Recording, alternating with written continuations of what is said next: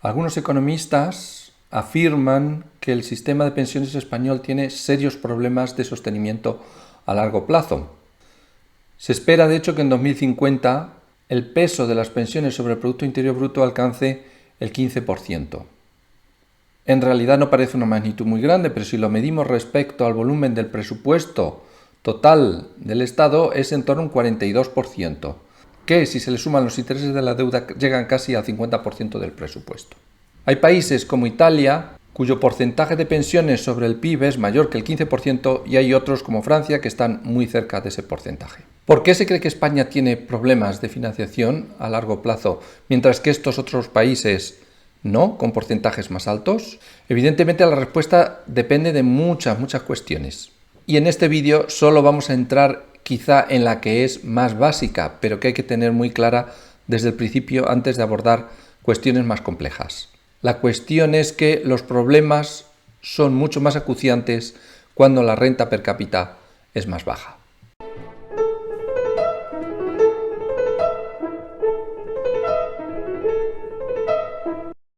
Vamos a verlo con un par de casos muy sencillos. En ambos casos vamos a suponer que hay un mínimo vital de consumo inevitable que todo el mundo tiene que al menos gastar, que son 75 unidades monetarias, y en este primer caso vamos a asumir que queremos realizar un gasto de pensiones de 20 unidades monetarias.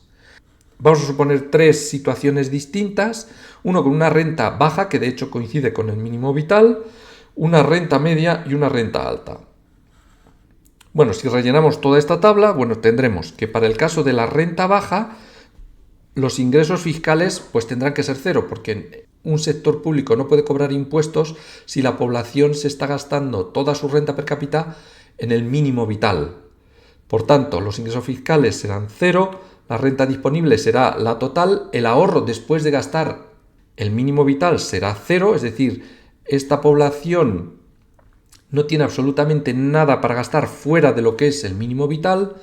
La presión fiscal en ese caso serían los ingresos fiscales 0 dividido por la renta per cápita, que sería 75, es decir, sería un 0%, y el esfuerzo fiscal es la presión fiscal, es decir, este 0 de aquí, dividido por la renta per cápita, que es 75, es decir, también es 0.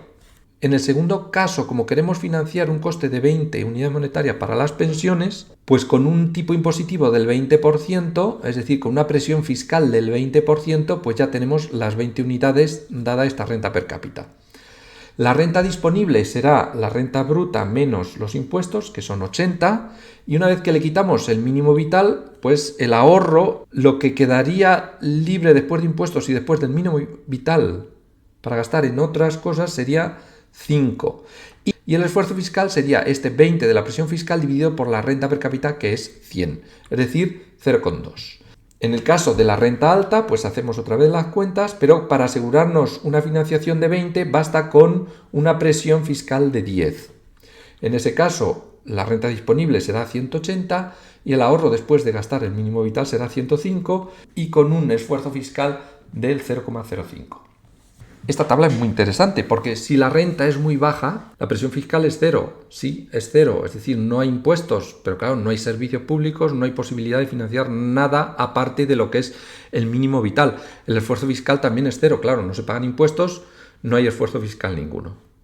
En este caso, sin embargo, la presión fiscal es el doble que en esta y el esfuerzo fiscal es 4 veces más grande que para las rentas grandes. Esto en lo que se refleja es que podríamos tener el mismo nivel de pensiones, pero después de quitar el mínimo vital y los impuestos, nos quedaría una renta disponible inmensamente mayor. El segundo caso enlaza mejor con la pregunta inicial, y es que ahora con el mínimo vital de 75 suponemos una presión fiscal del 15% para pagar las pensiones. Si calculamos ahora el 15% para financiar las pensiones de la renta disponible, pues nos sale un gasto en pensiones o unos ingresos para financiar las pensiones de 15, una renta disponible de 85 y cuando le quitamos el mínimo vital pues nos queda en 10. En el otro caso, con un nivel del 15% sobre la renta per cápita, tendríamos una financiación de las pensiones de 30, una renta disponible de 170 y después de quitar el mínimo vital tendríamos 95 unidades monetarias. Y esto es sumamente interesante. ¿Por qué? Porque las pensiones en este caso son el doble, podrían ser el doble, y además la renta después de quitar el mínimo vital es inmensamente mayor.